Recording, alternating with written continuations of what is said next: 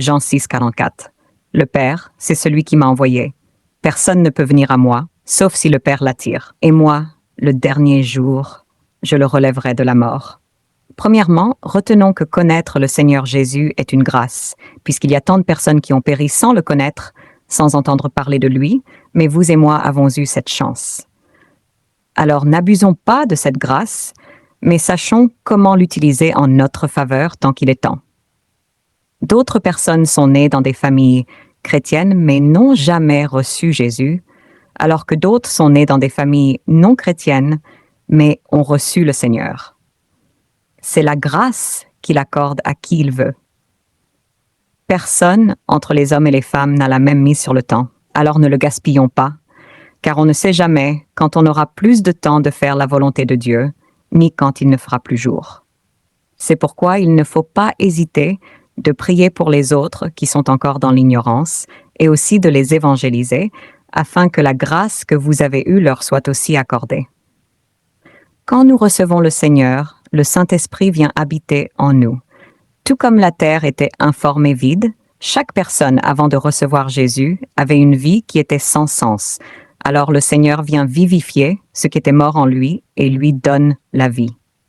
Mais le problème qui se pose, c'est il y a beaucoup de chrétiens qui ne laissent pas le Saint-Esprit les transformer de l'intérieur. On les appelle des chrétiens insoumis à la volonté de Dieu. Ce sont les chrétiens qui malheureusement ratent le salut. C'est une réalité que le Seigneur nous fait grâce de connaître. Si vous êtes un chrétien insoumis à la volonté de Dieu, vous allez rater le royaume de Dieu. C'est la triste réalité. En fait, l'œuvre de la foi, c'est l'obéissance en la parole de Dieu. Si tu crois en Jésus, tu feras ce qu'il demande.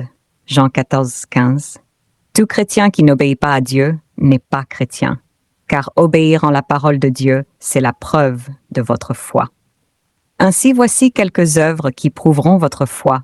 Vous allez vous repentir de vos péchés pour ne plus les reproduire. Vous allez respecter les 2 plus grands commandements du Seigneur, qui sont aimer Dieu plus que soi-même et aimer son prochain comme soi-même. N'oubliez pas que vous ne pouvez respecter les commandements de Dieu sans la force du Saint-Esprit. C'est pourquoi il y a certaines personnes qui ont du mal à pardonner, non parce qu'elles ne veulent pas, mais parce que c'est difficile pour elles, alors que le Seigneur a recommandé de pardonner pour être pardonné. C'est ainsi qu'il faut demander que le Saint-Esprit vous aide à pardonner les fautes des autres. Sans pardonner, vous ne serez pas non plus pardonné, donc vous risqueriez de manquer le ciel.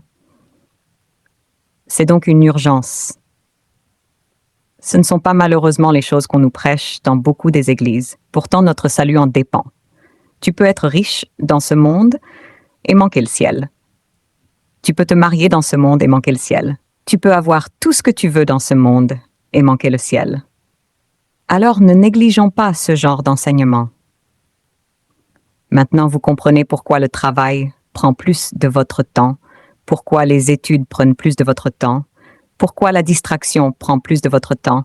C'est parce que le diable projette de vous éloigner de cette vérité qui va vous affranchir. Je ne sais pas comment nous allons faire pour partager ce message aux autres en dehors de les inviter ici. Soit que chacun de nous, s'il comprend vraiment l'importance de ces différentes méditations, qu'il transfère tous les messages. Dieu va certainement le bénir. Je prie que le Seigneur nous accorde la grâce de demeurer dans sa parole et d'attendre jusqu'à ce qu'il vienne nous trouver là où il désire, afin de nous prendre.